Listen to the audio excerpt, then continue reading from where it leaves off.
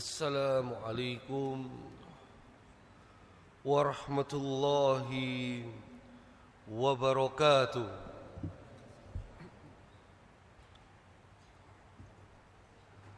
Alhamdulillah alladzi arsala rasulahu bil huda wa dinil haq liyudhhirahu 'ala dini kullih wa kafa billahi syahida. Asyhadu an la ilaha illallah wahdahu la syarikalah wa asyhadu anna Muhammadan abduhu wa rasuluh. Allahumma salli wa sallim wa barik ala nabiyyina Muhammadin wa ala alihi wa sahbihi ajma'in wa ba'd. Jamaah rahimani wa rahimakumullah. Biasa kalau bulan Januari kita bahas peradaban Islam ya, khusus Januari aja.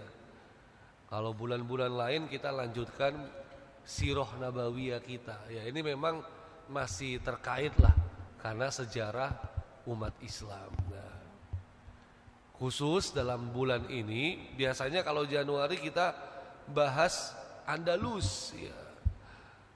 Tapi sudah kita tuntaskan itu. Nah, ini menarik. Dalam kesempatan yang mulia ini izinkan saya membahas tentang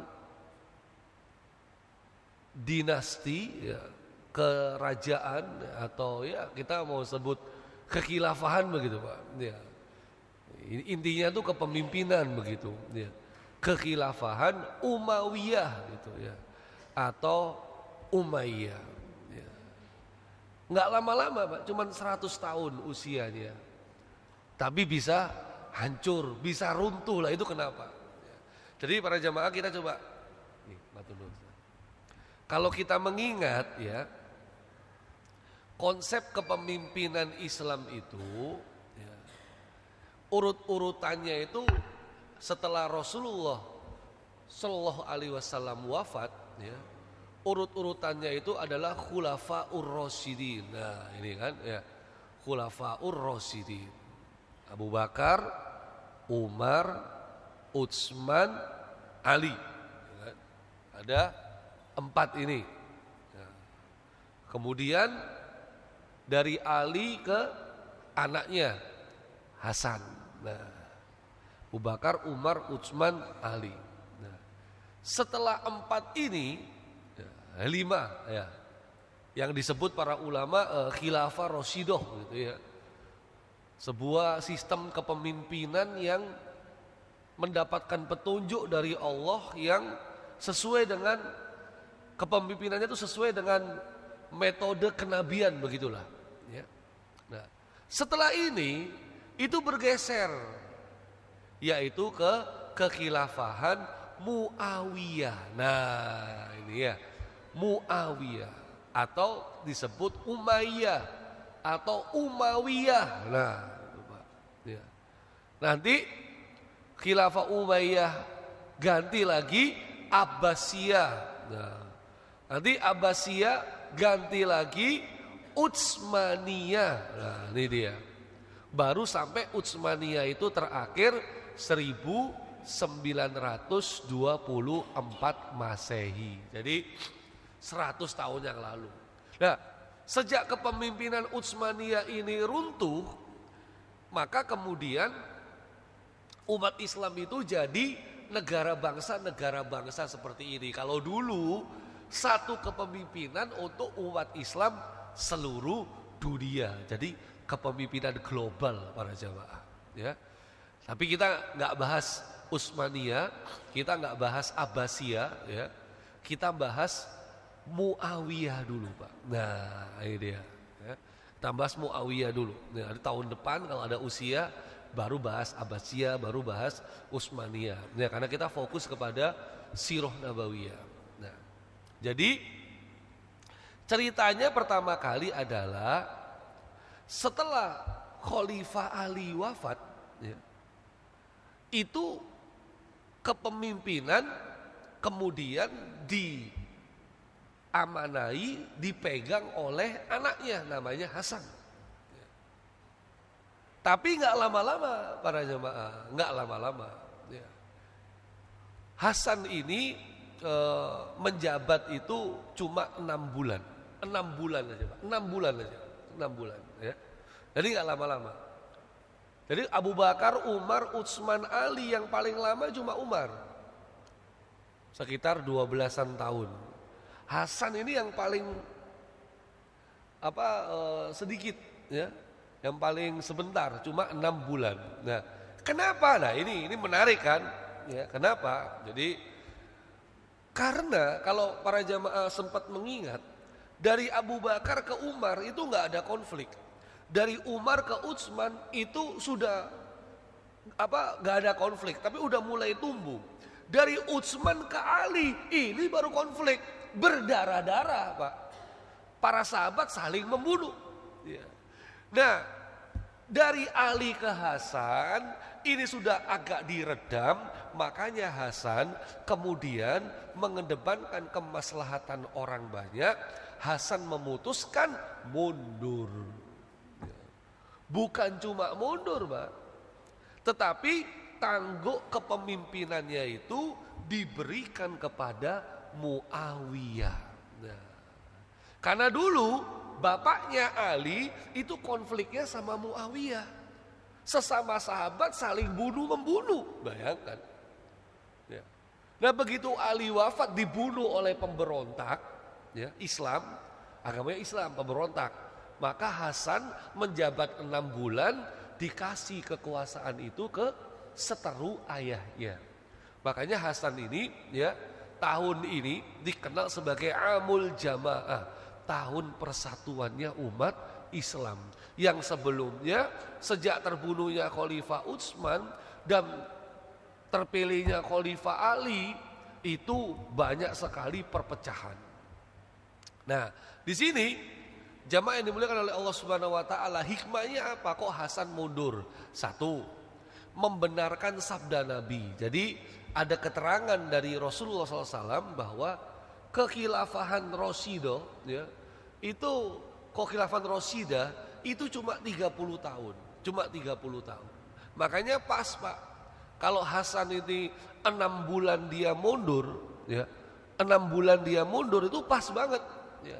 Kenapa kita sebut pas? Karena berarti pas kekhilafahan yang mendapatkan bimbingan petunjuk dari Allah itu memang cuma 30 tahun. Ya, Abu Bakar cuma 2 tahun, Umar 10 tahun, tadi saya salah sebut, ya. Kemudian Utsman yang paling lama, ternyata, ya.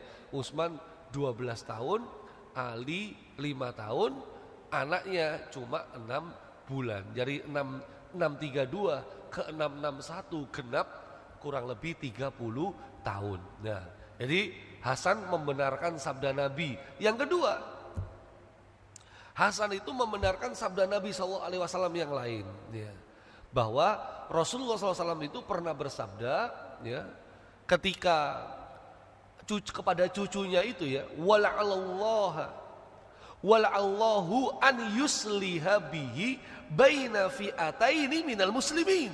Ya.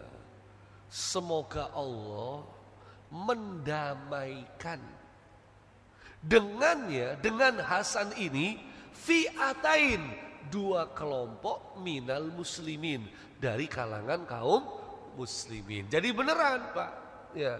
Jadi beneran bahwasannya Rasulullah SAW itu nggak salah doanya kepada Hasan. Hasan penyatu umat.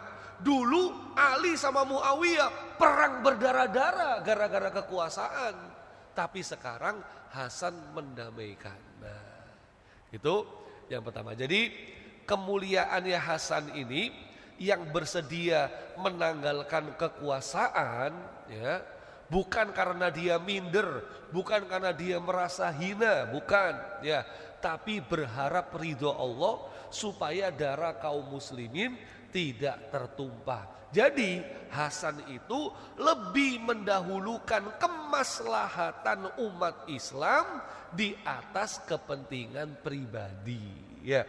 Kemaslahatan umat daripada keinginan pribadi, Pak. Ya, itu yang kita kenal sekarang bahasa politik konflik of interest. Ya, kalau ada pejabat ikut konstelasi politik tapi dia tidak mundur, dikhawatirkan ada konflik kepentingan. Itu kalau kita melihat dalam kacamata politik hari ini. Tapi Hasan mundur. Ya, lebih penting umat Islam. Oke. Nah, akhirnya dipimpin oleh siapa para jamaah? Yang mimpin namanya Muawiyah bin Abi Sufyan. Ya, diterima. Nah, sejak Muawiyah bin Abi Sufyan itu menjabat, jadi kekhilafan Umayyah ini banyak prestasi. Walaupun usianya cuma 100 tahun, tapi prestasinya memperluas wilayah-wilayah Islam. Membebaskan wilayah-wilayah yang tidak kenal, belum kenal, akhirnya menjadi wilayah Islam. Sampai mana para jamaah? Kita lihat nih ya. Sampai ke Afrika Utara. Sampai menuju ke Eropa. Ya. Sampai kemudian ke Spanyol. Ya. Sampai ke Asia para jamaah. Ya. Luar biasa. Nah, cuma, nah ini menarik ya. Karena kalau kita ngelihat ternyata kekhilafan Umayyah ini para jamaah itu bisa membebaskan Islam sampai India, Cina, ya, Afrika, Eropa, bahkan sudah lebih dekat ya 70 km sampai Paris. Nah, dekat Pak. Ya, dekat. Makanya kalau diteruskan, Eropa Islam semua Pak, ya kan? Tapi ya Allah belum menakdirkan. Ya, Allah belum menakdirkan. Makanya kan Andalus udah Islam. Ya, gimana Wong? 800 tahun kita di Andalus tapi kemudian kebalik sekarang. Ya. Jadi prestasi yang paling hebat dari Umayyah ini perluasan negara Islam. Di zaman sahabat nggak sampai sini, tapi di zaman Muawiyah sampai ke Asia, Afrika, Eropa, bahkan hampir ke Paris. Ya. Nah ini para jamaah. Ya. Oh, bentar, sebelum saya sampaikan, bahkan ada khalifah yang terkenal, ini dia. Namanya Umar bin Abdul Aziz. Ini juga dibilang khalifah kelima selain Hasan. Kenapa? Umar bin Abdul Aziz ini para jamaah masa jabatannya cuma berapa tahun? 2 tahun setengah. Masa jabatan 2 tahun setengah yang sebelumnya masyarakat itu susah, yang sebelumnya masyarakat itu miskin, 2 tahun setengah dirubah Pak. Langsung jadi kaya raya. Sampai standar orang miskin di zamannya Khalifah Umar bin Abdul Aziz ini gak main-main. Jadi gini, Anda disebut miskin kalau Anda hanya memiliki 1 rumah, 1 kendaraan, 1 pembantu. Kalau Anda cuma punya rumah 1, kendaraan mobil 1, pembantu 1, berarti Anda masuk kategori miskin. Anda berhak mendapatkan harta dari zakat mal. Ya kan? Makanya di zaman Umar bin Abdul Aziz, orang sampai bingung mau sedekah, bingung Pak. Ya kan? Kalau di zaman kita mau ya, yang kaya aja masih mau nerima gitu Pak, ya kan? Itu ya. Hebat sekali Pak, hebat sekali. Nah, sampai menaklukkan negeri-negeri. Tapi ini menarik ya. Kata ini dari Mesir, beliau ini ulama dari Mesir ya. Dr. Abdul Halim Uwais. Ini dalam kitabnya Dirasa Lisyukut Salasina Daula Islamiyah. Jadi sejarah tentang kehancuran 30 kurang lebih kerajaan-kerajaan Islam. Jadi beliau mengkritik, walaupun Umayyah itu hebat, berhasil menaklukkan banyak negeri, tapi beliau kasih catatan. Mereka berhasil menaklukkan negerinya, tetapi hati-hati masyarakat, pemikiran-pemikiran masyarakat itu nggak bisa berhasil mereka taklukkan. Sehingga mereka pun bisa dapat keruntuhan. 100 tahun mereka bisa runtuh.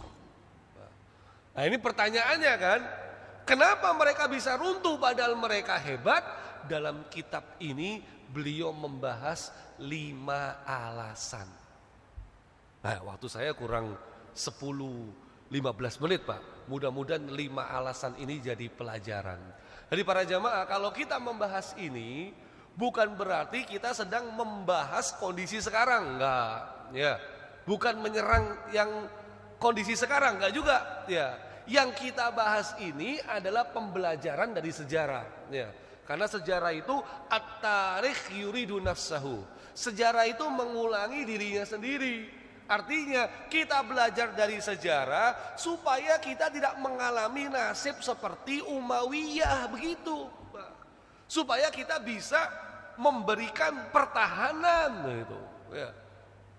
Ketahanan nasional begitu. Supaya kita ini tidak ikut runtuh, tetap eksis dan bertahan sampai beberapa generasi. Kan itu yang kita harapkan. Tapi ternyata Umayyah cuma 100 tahun. Nah, alasannya apa? Nah, ini dia Pak jamaah. Ya, alasannya apa? Ternyata kata Dr. Abdul Halim Uwais, alasan yang pertama adalah 1. Diawali dari Muawiyah meninggalkan prinsip musyawarah dalam menentukan pemimpin. Karena Abu Bakar ke Umar, Umar ke Utsman, Utsman ke Ali, Ali ke Hasan, itu prinsip musyawarah ada, digunakan, kemudian ditunjuk. Muawiyah begitu memegang tampuk kepemimpinan, dia nggak mau lagi pakai musyawarah. Hingga akhirnya gimana? Kalau saya memimpin, maka pemimpin berikutnya adalah anak saya. Nah, jadi apa? Muawiyah mewariskan kekuasaan. Maka kata Dr. Abdul Halim Uwais dalam kitab tersebut, beliau katakan peradaban Islam seperti dipisahkan dari rohnya dan otaknya. Kenapa? Muawiyah lah orang pertama yang mewariskan kekuasaan, yang kemudian pewarisan kekuasaan ini jadi turun-temurun bagi kepemimpinan Islam. Baik, coba kita lihat ininya para jamaah ya. Pemimpin-pemimpin Muawiyah. Tuh. Mulai dari Muawiyah yang pertama loh. Berikutnya yang ganti siapa? Yazid, anaknya Muawiyah. Loh. Berikutnya yang ganti siapa? Muawiyah, anaknya Yazid. Begitu ya. Ini semua masih ada hubungan keluarga, generasi turun-temurun.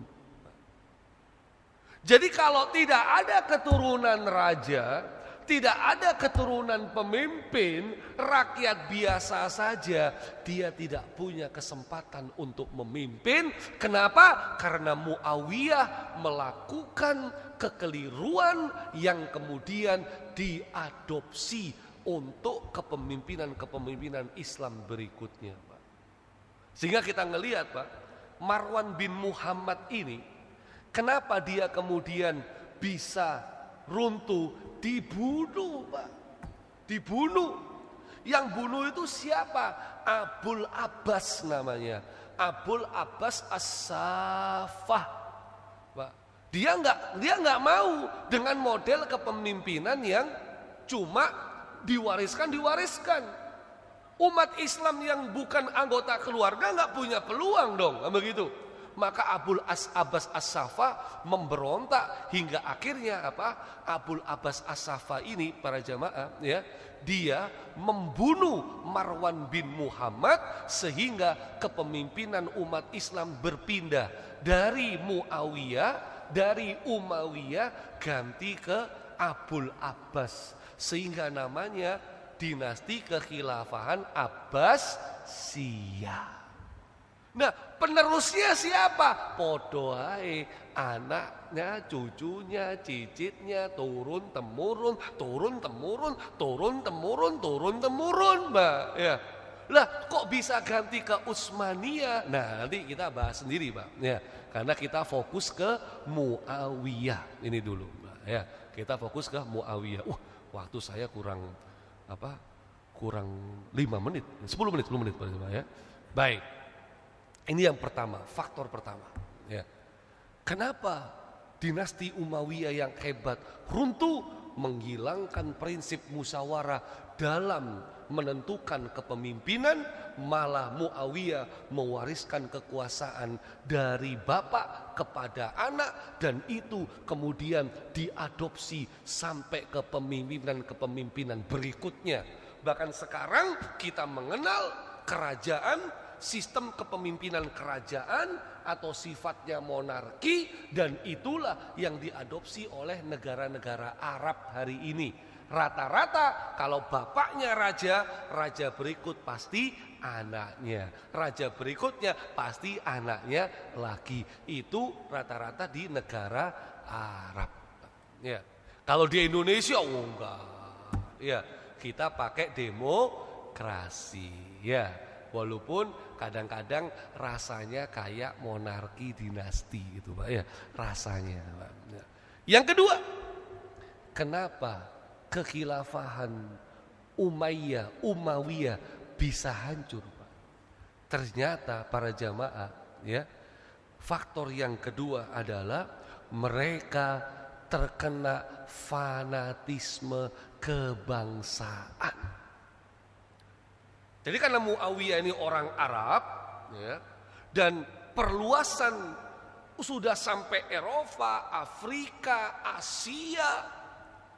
Nah, kebijakan yang diambil adalah pokoknya pejabat harus keturunan orang Arab. Padahal udah sampai Afrika, padahal sudah sampai Eropa, padahal sudah sampai Asia, tapi nggak mau. Nah, fanatisme kebangsaan inilah yang membuat sesama suku-suku Arab itu malah terjadi pertikaian antar suku. Ini berbahaya sekali. Jadi jangan sampai ya fanatisme kesukuan atau bahasa kita itu asobia itu bisa muncul di negeri kita, nggak bisa. Karena negeri kita ini 300 suku kurang lebih. Semua udah disatukan dengan Indonesia. Ini peluang pecahnya besar sekali Pak. Ya. Makanya jangan sampai Indonesia itu yang dikenal cuma Jawa misalnya. Ya. Capres-cawapresnya cuma dari Jawa misalnya. Wah, ya. Ya, ini jadi berbahaya sekali. Ya. Fanatisme kebangsaan, ya, fanatisme kesukuan, ya, sehingga lingkaran kekuasaan itu adalah mereka yang punya hubungan. Ya. Kalau bahasa kita sekarang biasanya politik balas budi. Ya. Dia tidak punya kompeten memimpin di situ, tetapi dia itu punya jasa memenangkan paslon tertentu, nah gitu ya, sehingga akhirnya diberi kekuasaan. Itu namanya politik balas budi. Nah itu ya, nah, itu entah mirip apa entah enggak ya jamaah ya, tapi yang jelas kepemimpinan itu harus dengan musyawarah, harus dengan kompetensi, bukan sekedar balas budi. Ini yang kedua. Yang ketiga para jamaah, waktunya kurang 5 menit. Ya. Ternyata dinasti Umayyah itu kenapa bisa runtuh? Diperparah nepotisme. Nah, ya, itu dia ya, nepotisme. Jadinya kacau-kacau Pak. Ya. Sehingga ya yang menjabat itu hanya yang ada hubungan keluarga. Sedangkan rivalnya atau dari keluarga lain itu dibatasi Pak. Sehingga akhirnya antar keluarga ini perang kecil. Ya.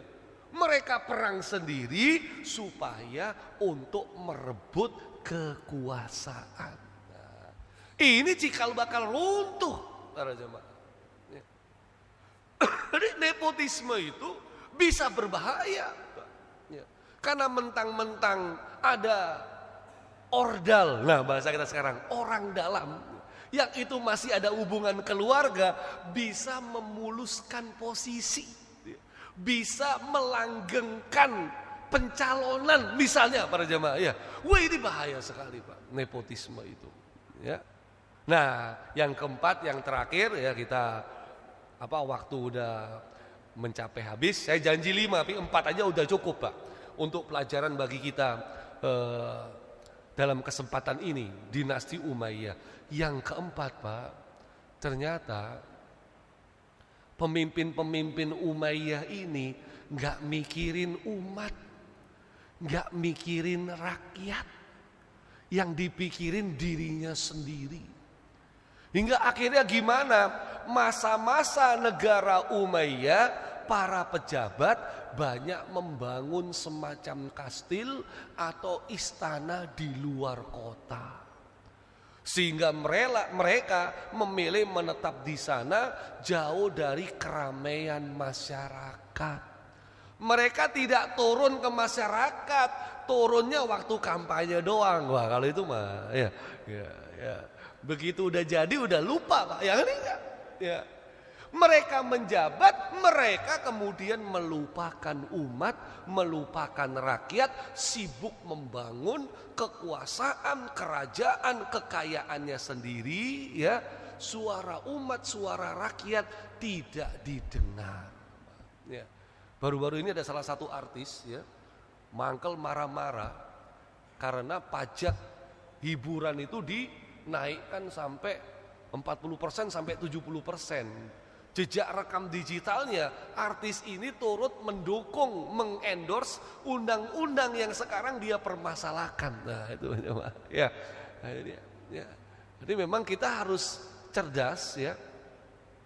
Mana yang benar-benar memihak kepada rakyat, mana yang benar-benar ingin memberikan kesejahteraan kepada rakyat, dan mana yang mereka itu ternyata hanya memikirkan kesejahteraan kelompok golongan atau keluarganya sendiri. Menghadapi musim politik para jamaah, mudah-mudahan Allah berikan kita kemampuan ya, sehingga yang kita pilih itu insya Allah mudah-mudahan yang terbaik. Dan akhirnya mudah-mudahan bulan depan para jamaah Allah anugerahkan pemimpin terbaik untuk negara kita tercinta Indonesia. Amin. Allahumma amin. Hadanallahu wa iyyakum ajmain.